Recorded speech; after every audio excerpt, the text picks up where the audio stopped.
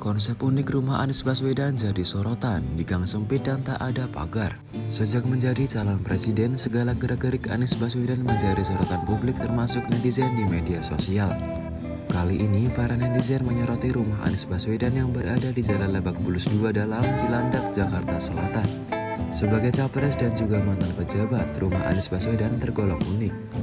Pasalnya, kediaman mantan gubernur DKI Jakarta itu berada di dalam gang sempit.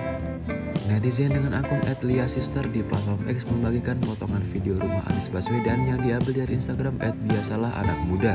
Dari video itu, terlihat rumah Anies Baswedan berada di dalam gang yang hanya bisa dilalui satu mobil.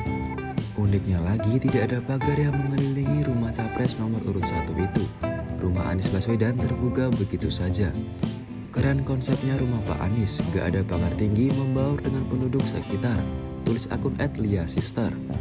Ada alasan mengapa Anies Baswedan tidak membangun pagar.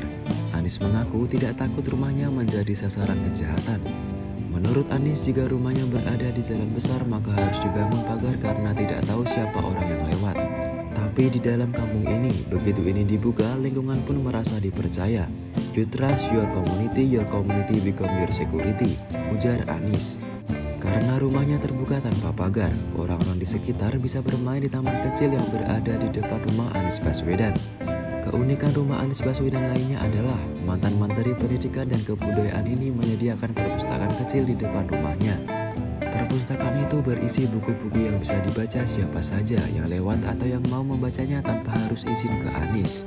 Sejumlah netizen yang melihat video rumah Anies Baswedan ini memberikan pujian. Mereka tak menyangka orang seperti Anies Baswedan memiliki rumah yang begitu terbuka bagi warga sekitar. Literally pemimpin yang merakyat diterapkan dari cara tinggal. Paling suka perpusnya itu, ikonik banget, di luar dan gak dikunci, so lovely.